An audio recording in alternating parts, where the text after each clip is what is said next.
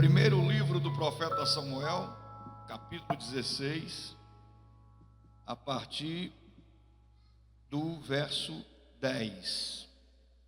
Jessé levou a Samuel 7 de seus filhos. Mas Samuel lhe disse: o Senhor não escolheu nenhum destes. Então perguntou a Jessé: estes são todos os filhos que você tem? Jessé respondeu: ainda tenho o caçula, mas ele está cuidando das ovelhas. Samuel disse: traga-o aqui, não nos assentaremos para comer enquanto ele não chegar. Jessé mandou chamá-lo e ele veio. Ele era ruivo, de belos olhos e boa aparência. Então o Senhor disse a Samuel: é este, levante-se e unja-o. Samuel apanhou o chifre cheio de óleo e ungiu na presença de seus irmãos, e a partir daquele dia o Espírito do Senhor apoderou-se de Davi e Samuel voltou para Ramá. Amém? Sente-se, por favor. Série Campeões da Fé, extraindo lições da vida de Davi. Estamos aqui logo no começo, e a questão é: por que que Deus escolheu Davi? Olha para cá, olha para mim. Por que que Deus escolheu Davi? Quais foram os critérios que o Senhor usou? O que foi que Deus viu em Davi que não viu em qualquer outro, ou que não viu em nenhum dos seus outros 7 irmãos? O pai de Davi, Jessé, olha para cá, achava ele que qualquer um dos seus filhos poderia ser escolhido e ungido para ser rei de Israel, menos Davi. Nem a própria família acreditava que Davi pudesse ser rei de Israel, ser ungido rei de Israel. O profeta Samuel achou que Deus ia escolher qualquer outro, porque grande parte desses filhos de Jessé, a maioria deles, já eram soldados, já eram guerreiros, já eram homens preparados para a guerra, preparados para a batalha, já viviam no fronte de guerra. Então ele achou que poderia ser o mais velho, porque era de boa estatura, era forte. E Deus disse: não olhe para a sua aparência, porque o homem olha para a aparência, mas Deus não vê a aparência, Deus vê o coração. Então o que foi que Deus viu no caráter de Davi? O que foi que Deus viu na natureza de Davi? Nós começamos a falar disso na quinta-feira passada, e hoje eu quero continuar. Antes de chegar no gigante Golias, antes de chegar no fato, no acontecimento que foi o divisor de águas na história de Davi, antes de chegar em Golias, eu quero trazer mais 2 lições para essa noite. Davi, por ser o mais jovem, sofria hostilidade, olha para cá, por parte dos seus irmãos. Davi era tratado por eles com hostilidade, com desprezo, com indiferença. Não sei se por ser o mais novo, eu não sei se Davi enfrentava as mesmas situações que José enfrentou por ser o caçula, mas Davi sofria esse tipo de hostilidade. Mais na frente, quando Davi vai deixar o alimento para os seus irmãos, amando do seu pai na guerra, que ele vê o gigante Golias desafiando o povo de Israel, e ele se sente ofendido e afrontado, e diz: quem é esse gigante circunciso filisteu para afrontar o exército de Deus vivo? Eu vou lutar contra ele. Ele entra numa discussão terrível com o seu irmão, e o seu irmão o chama de presunçoso. Você é um arrogante, você é um presunçoso, você se acha melhor do que a gente, você se acha capaz. Então, nessa discussão, nesse nível de discussão, em que os seus irmãos destilam todo o desgosto que tem a respeito dele, você percebe que Davi não vivia em um ambiente familiar saudável. E o que é um ambiente, olha para cá, e o que é um ambiente familiar saudável? É um ambiente onde a proteção, aonde um protege o outro, aonde um socorre o outro, aonde existem manifestações de afetos, manifestações de carinho, aonde existe um ambiente motivacional, aonde pais motivam seus filhos, aonde o marido é um motivador na vida da sua esposa, aonde a esposa é uma motivadora na vida do seu marido. É um ambiente saudável, aonde há perdão, aonde há aceitação, aonde existem manifestações verdadeiras de amor. É um ambiente saudável. O que é um ambiente doentio? Aonde há rivalidade.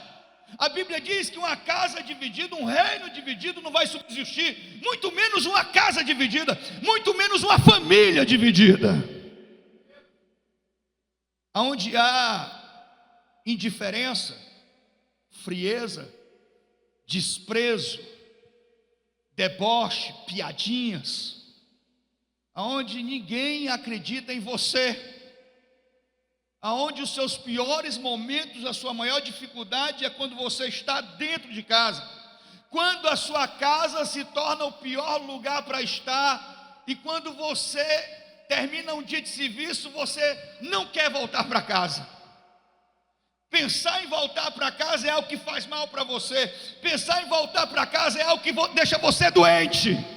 Então há algo errado na sua casa. Há algo doentio, algo maligno na sua casa. Quando a sua casa é o pior lugar para você estar. Quando você pensa em ficar em qualquer lugar, ir para qualquer canto, menos voltar para casa. Voltar para casa deveria ser o seu maior prazer. Voltar para casa deveria ser a sua maior alegria.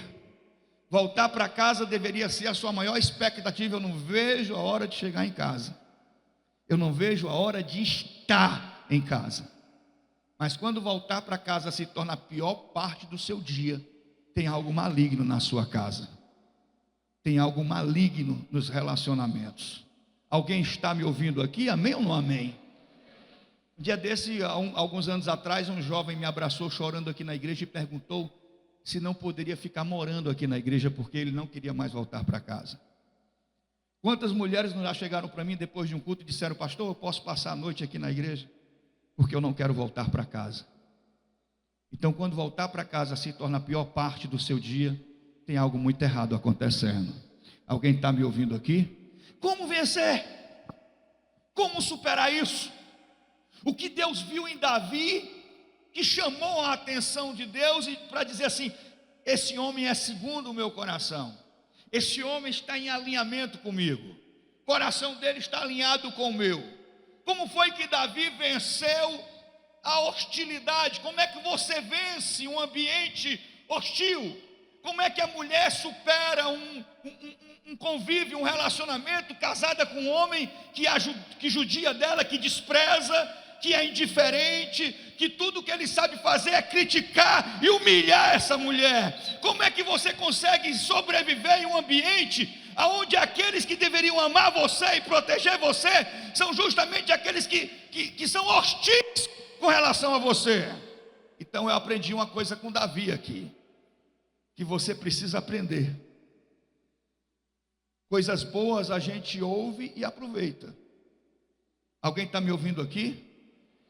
Amém ou não amém? Diz, irmão, coisas boas a gente ouve e aproveita. Agora, tudo que é ruim, a gente deve ser indiferente. Você está me ouvindo? Eu não estou preocupado com o que as pessoas pensam de mim. Eu não estou preocupado se alguém fala de mim em rede social ou internet. Eu não vou perder meu tempo dando ouvidos para pessoas que nem sequer conhecem a minha história nem a minha vida, nem sequer estão comigo no meu dia a dia, e ficam falando, inflamando, criticando, zombando, às vezes até caluniando. Se você for dar ouvidos para as coisas malignas, se você for dar importância para o deboche, para a piada, ou para aquelas pessoas que não acreditam em você, essas pessoas vão atingir, vão conseguir êxito no objetivo delas, que é deixar você deprimido, que é deixar você desanimado, que é deixar você tomado de angústia, de frustração. O que eu aprendo com Davi é que ele era indiferente para não perder o foco, indiferente para não perder o objetivo. Você está me ouvindo? E às vezes a gente precisa ser, para certas situações e para certas pessoas, a gente precisa usar de indiferença para não perder o nosso objetivo, que é algo muito maior lá na frente. Você está me ouvindo? Amém ou não amém?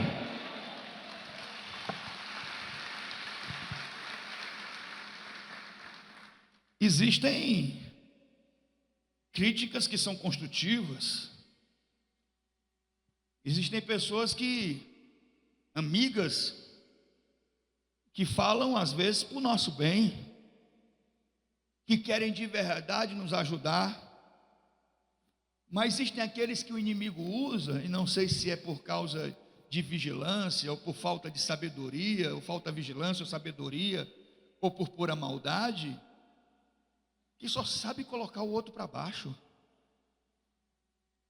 Esse pai nunca tem uma palavra de ânimo para o filho. A palavra dele é: você não sabe fazer nada, você não presta para nada, você é um preguiçoso, você é um vagabundo, você é um irresponsável, você nunca vai ser gente, olha para cá, você nunca vai ser nada na vida. Nós sabemos falar isso. Quando o filho acerta, não sabe elogiar. Meus parabéns, está aí que eu nunca chega para dar um abraço e dizer que ama, só sabe criticar. Então, como a gente vive assim? Quando as pessoas que deveriam estar com a gente são aquelas que o inimigo usa contra a gente. Quando suas maiores dificuldades não são lá fora, são dentro de casa. E essas pessoas é que nós queremos ganhar para Cristo. São as pessoas que nós amamos, e justamente o inimigo usa a vida delas, a boca dela, para nos atingir, para a gente desistir de orar por elas, para a gente desistir de lutar espiritualmente pela salvação delas, para criar no coração da gente uma aversão a essas pessoas, e dizer assim: eu vou sair de casa para nunca mais ter que olhar para a cara do meu pai e da minha mãe. Eu vou sair de casa para nunca mais ter que olhar na cara da minha cunhada. Eu vou sair de casa para nunca mais ter que falar com o meu irmão, olhar na cara do meu irmão. Eu vou sair de casa porque essa família, para mim, sinceramente, eu não tenho família, eu não tenho ninguém por mim. E isso vai criando frustração e levando você para um outro rumo. Qual é o objetivo da gente? É fazer o inferno cair por terra na nossa casa. Qual é o nosso objetivo? É que a promessa de Deus se cumpra na nossa história. Esse é o nosso objetivo. Então tem certas situações que eu não vou dar importância. Você está me ouvindo? Diz: irmão, tem muita coisa. Diz isso, fala aí para quem está perto de você: olha para cá, olha para mim. Tem muita coisa, diz aí, que você não deve dar importância. É impressionante, olha para cá, é impressionante. Aquilo que é importante, que é a palavra de Deus. Hoje nós estamos em guerra espiritual nesse lugar, viu? Nós estamos em guerra espiritual travada nesse lugar hoje. Estamos em guerra espiritual travada nesse lugar hoje. Há um espírito de displicência, de má vontade, que vai cair por terra. O que eu aprendo com Davi é que ele era indiferente para coisas sem futuro. E eu quero ser assim, meu Deus, eu quero ser indiferente para coisas sem futuro. Amém ou não amém? Eu vou dizer uma coisa com todo respeito: eu amo a minha igreja, eu amo minhas ovelhas, e até hoje eu tenho dado a minha vida pelas minhas ovelhas, tenho derramado a minha vida na presença de Deus, por amor dessa igreja. Mas eu decidi uma coisa no meu ministério: eu, Márcio Prado, eu não perco mais tempo com gente sem futuro. Eu não perco o meu tempo com quem não quer nada. Se uma pessoa está sofrendo e desesperadamente precisando de ajuda e socorro espiritual, ela pode contar comigo. Mas se uma pessoa quer me fazer perder meu tempo com mentira, se uma pessoa dissimulada, que não quer nada com Deus e só quer fazer não venha para mim não, meu irmão, porque eu não vou perder meu tempo com gente sem futuro, gente que não quer nada com Deus. Esse lugar aqui é um lugar que muita gente não tem suportado ficar nesse lugar, porque esse lugar aqui só fica quem quer mudança de verdade. Quem não quer mudar não consegue ficar aqui. Você está me ouvindo? Quem não quer mudar não consegue. Olha para cá, diz aí para quem está perto de você: tenha foco, tenha objetivos na sua vida, e não perca seu tempo com aquilo que pode atrasar e perturbar você.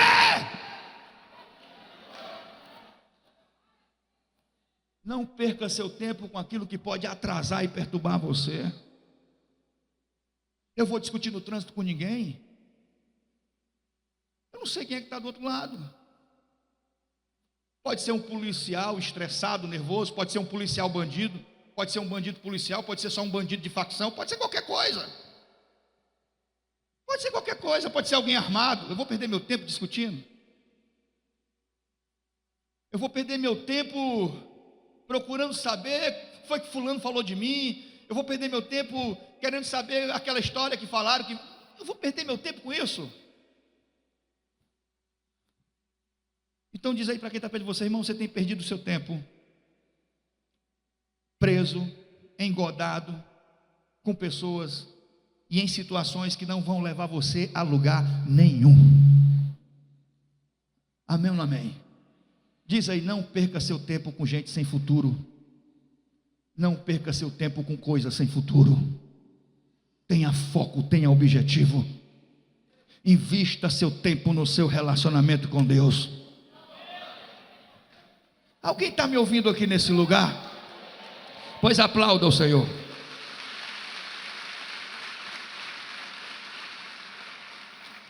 São só 2 princípios para hoje. Só 2 princípios para hoje. Segundo, o que foi que Deus viu em Davi? Deus viu que Davi não era um sujeito de espírito e caráter acovardado. Davi não era um sujeito de espírito e caráter acovardado.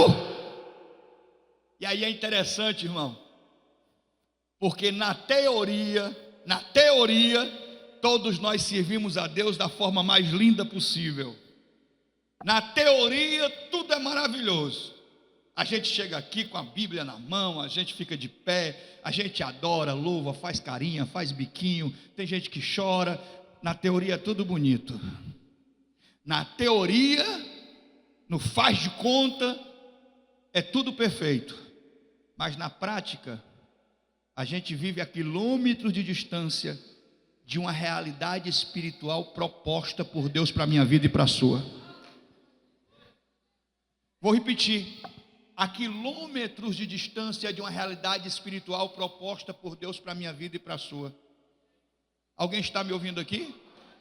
Na teoria aqui, agora na hora do culto, todo mundo é crente, mas no dia a dia, a nossa realidade é outra completamente diferente. Então Deus acha Davi aonde? No pasto. Ele não está em casa, ele não está no Netflix, ele não está no YouTube, ele não está no Face, ele não está perdendo tempo nos grupos de WhatsApp, ele está cuidando de ovelhas, e ele está sozinho. E aí aparece um leão e Davi foge, se acovarda e chega em casa chorando porque viu um leão. Não, aparece um leão e Davi enfrenta o leão, briga com o leão e mata o leão. Ele está sozinho. Aí aparece um urso. Davi enfrenta o urso, briga com o urso. Olha para cá, enfrenta o urso e mata o urso. Então, Deus olha para Davi e diz assim: esse menino, ele é corajoso. Amém? Ele não é corajoso para querer bater nos outros. Ele não é corajoso para humilhar de ninguém, para afrontar ninguém, para desafiar ninguém. Ele é corajoso para enfrentar a realidade da vida. Ele é corajoso para enfrentar os problemas, para enfrentar as tribulações. Ele é corajoso. E aí Deus identifica que a coragem dele não é uma coragem baseada em uma natureza humana que é afoita. Não é a coragem de alguém que é louco, mas é a coragem dele é uma coragem que vem da fé. Uma fé que aprendeu a confiar em Deus. Eu vou enfrentar o leão porque eu sei que Deus está comigo. Eu vou enfrentar o urso porque eu sei que Deus está comigo. Então, quando Davi vê o gigante, ele diz assim: eu vou enfrentar esse gigante. Porque eu estava sozinho, eu enfrentei o leão e venci o leão. Eu estava sozinho, enfrentei o urso e venci o... E o Deus que me deu vitória, o Deus que me deu vitória no deserto, é o Deus que vai me dar vitória. E eu vou derrubar esse gigante por terra. Você está me ouvindo? A coragem dele não está relacionada a uma natureza humana irresponsável, afrontadora. A coragem dele é alicerçada na fé que confia em Deus. Ele confia em Deus. Aí, meu irmão, é onde a gente separa. Olha para cá. Aí é onde a gente separa a teoria da prática. É onde a gente separa a encenação, o que é cenográfico, o que é cena de filme, de novela, ficção, e o que é realidade. É separado aqui. Porque se eu for mandar levantar a mão e perguntar assim: quem confia em Deus? Não precisa levantar a mão, todo mundo vai levantar e vai dizer: eu confio. Mas uma coisa é você confiar de verdade, é ter uma fé que faz você confiar de verdade em Deus. Outra coisa é você confiar em Deus da boca para fora. Porque na teoria todo mundo aqui confia em Deus, mas na prática são poucos que confiam em Deus. Amém? E a Bíblia diz que é pelo fruto que se conhece a árvore. Amém ou não amém? É pelo fruto. Não é o que você fala, não é o que você diz, não é a propaganda que você faz de você mesmo. É o que você é o que você faz. Amém ou não amém? Então eu confio em Deus até o momento que eu recebo um diagnóstico. E esse diagnóstico acusa um tumor, uma doença que apareceu. Essa pessoa que confia em Deus, a primeira coisa que ela faz é entrar em desespero. Eu confio em Deus, mas eu não sou dizimista. Porque se eu entregar o dízimo, quem vai pagar a minha conta de energia ou de água? Quem vai fazer a minha feira? Vai faltar. Então você não confia em Deus nem para ser fiel a Ele. Que confiar em Deus é esse, Fábio? Pelo amor de Deus. Eu confio em Deus, mas se eu der uma oferta de R$20 vai fazer falta. Então eu dou 50 centavos, que eu sei que não vai fazer falta. Essa é a minha fé. É fajunta, é cenográfica, é fictícia, é ridícula. É ridícula. Eu não consigo confiar em Deus para saber que Ele é o Deus da providência na minha vida.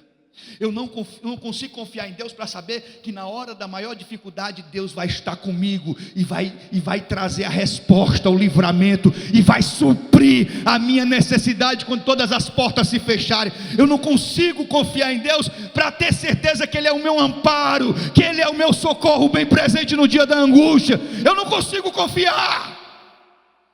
Olha para cá. Aí esse menino que Deus viu nele o que não viu em ninguém, que Deus achou nele o que não achou em nenhum dos seus irmãos e nenhum homem daquele tempo. Esse menino que Deus olha para ele e diz assim: Samuel, achei um homem que é segundo o meu coração. Esse menino escreve um salmo dizendo assim: o Senhor é o meu pastor e nada me faltará. Amém? Ele está dizendo: Deus cuida de mim na hora mais difícil, na hora da tribulação, na hora que eu estiver sozinho. Deus vai cuidar de mim. O Senhor é o meu pastor e nada me faltará. Deitar-me faz em verdes pastos, guia-me mansamente por águas tranquilas, refrigera a minha alma. Guia-me pelas veredas da justiça por amor do seu nome. E ainda que eu andasse pelo vale da sombra da morte, não temerei mal algum, porque eu sei que tu estás comigo.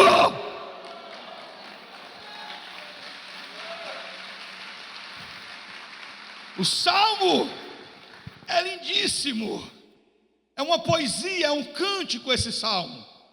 Mas Davi não estava escrevendo ou compondo algo que não existia na sua realidade de vida. Olha para cá, Davi estava escrevendo e compondo algo que ele vivia na sua realidade.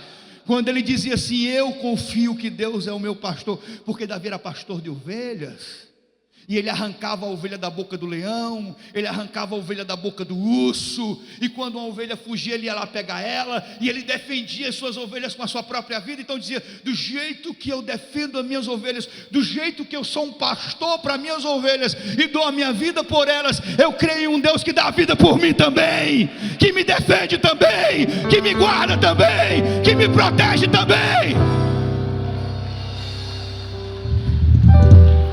Isso é confiar em Deus. Olha para cá. Aí me diz uma coisa: que fé é essa? Que fé é essa? Que o medo paralisa você. O medo paralisa você. A igreja moderna é uma igreja cheia de medos, que vive uma fé superficial, uma fé que se desintegra, se desmancha diante das lutas, das realidades que a gente enfrenta na vida. Medo do filho morrer, medo de ficar pobre, medo de quebrar, medo do casamento acabar, medo de tudo. Sabe por que isso? Porque muitos que estão aqui são apenas frequentadores, são apenas interesseiros, garapeiros da fé, que vem aqui em busca de uma bênção, de um milagre, de uma vitória. Se essa vitória acontecer, vai embora, e se não acontecer, vai embora do mesmo jeito. E Deus não quer te dar coisas ou fazer coisas. Deus quer mudar a sua história, quer mudar a sua vida. Deus quer ser o Deus da sua vida. Deus não quer ser apenas um bode expiatório, ou apenas alguém que você usa para alcançar seus interesses, seus objetivos. E você não quer ser usado por ninguém, por que você acha que Deus quer ser usado por você?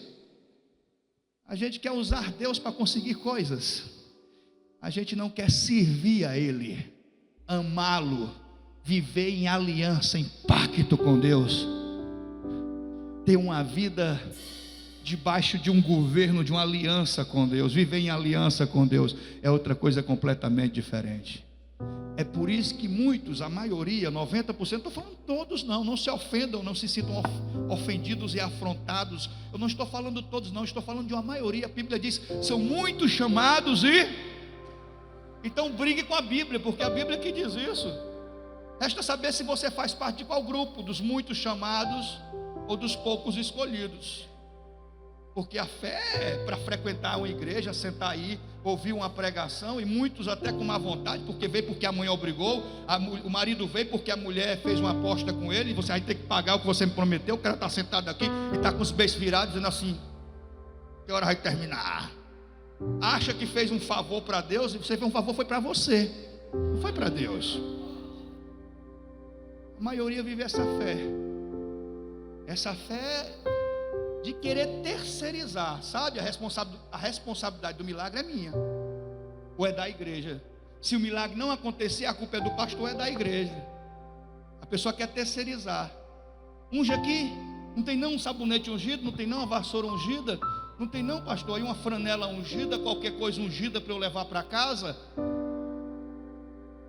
Deus não quer ungir coisas. Deus não ungiu as ferramentas de Davi. Deus ungiu Davi. Ele foi ungido, o Espírito de Deus se apoderou dele. Deus ungiu Davi. Amém? Amém? Deus escolheu Davi e ungiu Davi.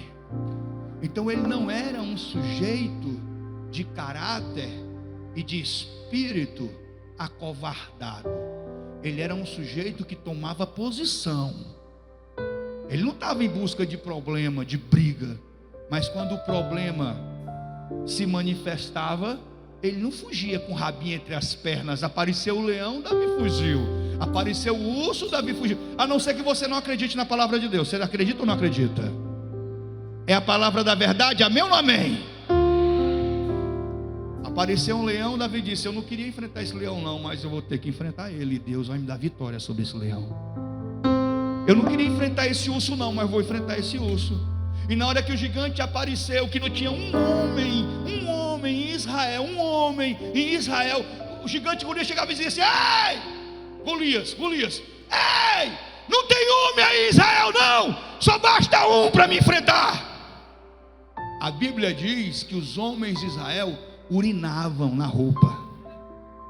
É a Bíblia que diz: os homens de Israel urinavam na roupa, batiam perna, os joelhos batiam palma, com medo do gigante Golias. Davi olha e diz assim: quem é esse incircunciso, esse filisteu, para querer afrontar o Deus vivo? Eu vou enfrentar ele. E alguém diz assim: você não pode. Posso. Você não é capaz. Sou. Você não é homem de guerra, você não é soldado, você não sabe usar uma espada, uma lança. Ele não tem problema, eu vou com a minha baladeira, mas eu vou fazer esse gigante cair por terra. Olha para cá.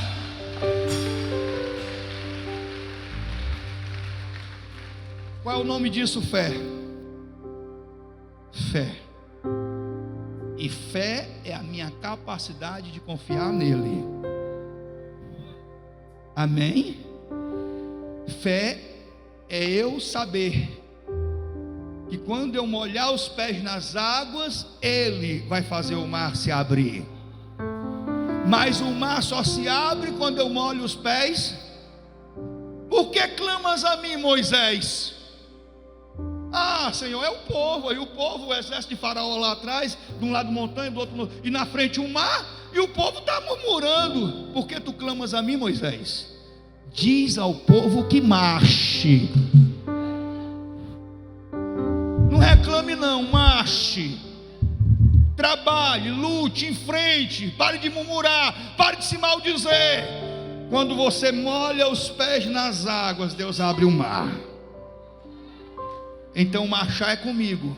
E marchar é dar passos no invisível, é dar passos no improvável, é saber confiar nele.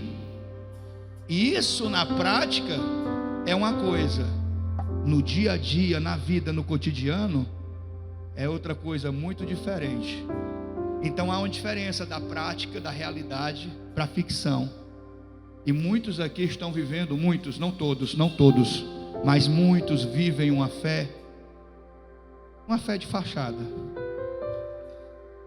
uma fé emotiva, emocional, fictícia. Não é uma fé convicta, porque o crente que vive uma fé convicta, ele aprende a confiar em Deus. Então eu não tenho medo de ser fiel a Deus. Eu não tenho medo de ser fiel a Deus. Eu não tenho medo de ser fiel a Deus. Eu tinha lutado anos da minha vida trabalhando no sol como galego, de porta em porta. Galego é muito feio, né? Crediarista, é mais bacana, né? Carregando pinico, panela, bacia, carregando rede nas costas, no sol, trabalhando dia e noite, sustentar meus filhos para trazer alguma coisa para dentro de casa. E com muita luta, uma vez eu comprei uma casa no Pan-Americano, perto da casa da minha mãe. Era o meu sonho, morar perto da casa da minha mãe. De repente apareceu a oportunidade de vir para cá, junto com a rádio. Com pouco tempo que eu estava com a rádio, a oportunidade de vir para esse lugar. Eu tinha uma igreja com 200 pessoas no Pan-Americano.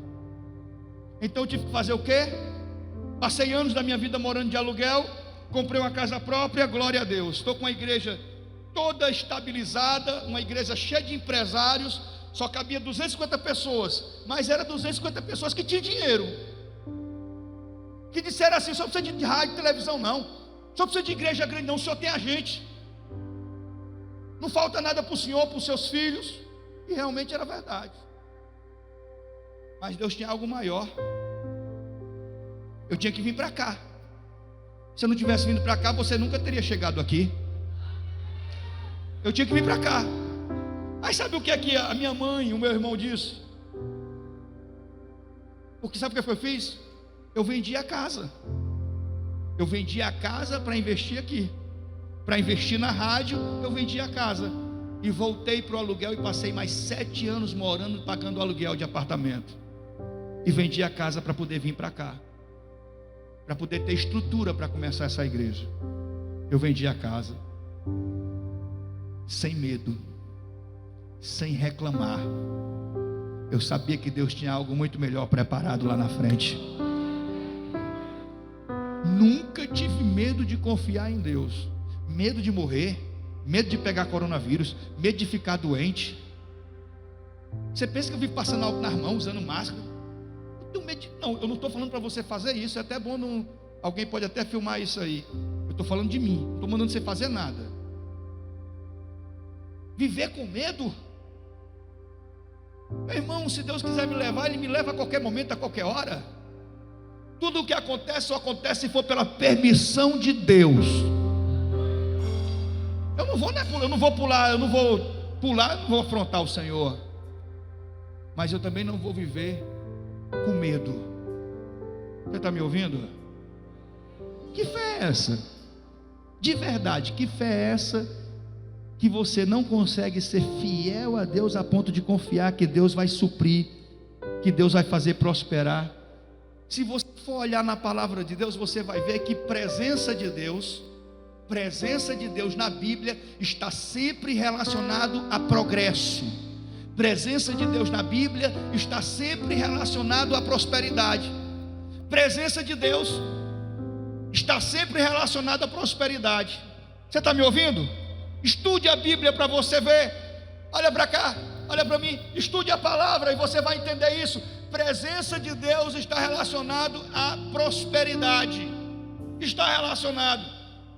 Eu não consigo entender que uma pessoa cheia do Espírito Santo, uma casa abençoada, uma família abençoada, vivendo na miséria. Isso não faz sentido nenhum. Você pode passar por tribulação, você pode passar por deserto, você pode passar por dificuldade.